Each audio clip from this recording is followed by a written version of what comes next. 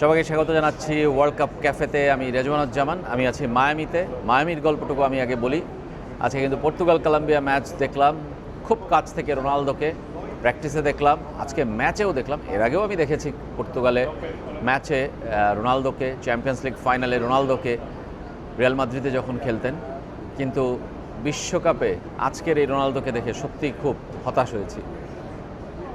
বয়স বাড়লে একটা ফুটবলার ফ্লপ হলে যে কতটা আসলে নিঃশেষ হয়ে যেতে পারেন সেটার কিন্তু প্রমাণ আজকে রোনালদো। CR7 তাকে নিয়ে বিশ্বকাপে বিশ্বমাতে, কিন্তু আজকে তিনি ফ্লপ।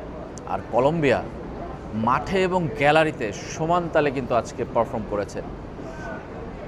খুবই খুবই খুবই দুর্ভাগ্য তাদের যে গোল বাতিল হয়েছে, একাধিক গোল পাওয়ার কথা।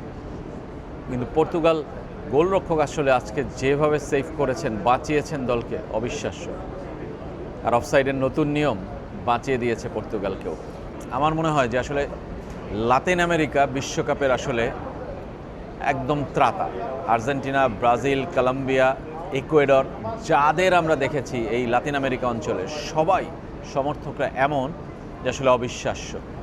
সুতরাং আজকের ম্যাচটা মন ভরিয়ে দিয়েছে, সমর্থনের বিচারে নয়, মন ভরিয়েছে আসলে খেলার কারণে, ফুটবলের কারণে। আমার কাছে এটুকুই গল্প ছিল আসলে মায়ামিতে। আমাদের আরেক সহকর্মী ডালাসে আর্জেন্টিনা ম্যাচ দেখেছেন, তার কাছ থেকে আমরা বাকিটা শুনবো। ফয়জুল। রেজওয়ানুজ্জামান, ধন্যবাদ আপনাকে। আসলে পর্তুগালের গ্রুপ পর্বটা প্রত্যাশা অনুযায়ী হয়নি, তবে আর্জেন্টিনার সমর্থকরা কিন্তু উচ্ছ্বাসে ভাসছেন। আমরা ডালাসেও দেখেছি দারুণ একটি গ্রুপ পর্ব পার করলো আর্জেন্টিনা। আর ব্রাজিল প্রতিপক্ষ হিসেবে পেয়েছে জাপানকে, যে ম্যাচটা খুব শীঘ্রই হিউস্টনে হবে। আর এই আজকের এই ড্রয়ের ফলে, অর্থাৎ যদি বলি পর্তুগালের এই রেজাল্টের ফলে, কিন্তু আসলে পর্তুগাল ফাইনালের আগ পর্যন্ত যদি তারা এভাবে এগোতে থাকে তাহলে কিন্তু তারা আর্জেন্টিনা এবং ব্রাজিলকে এড়াতে পারলো। এটিও কিন্তু এটি তাদের জন্য ভালো বিষয়। অর্থাৎ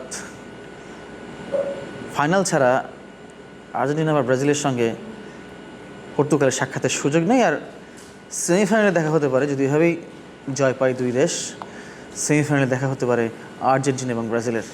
আপাতত বিদায় নিচ্ছি। চ্যানেল 24-এর সঙ্গে থাকবেন। ধন্যবাদ সবাইকে।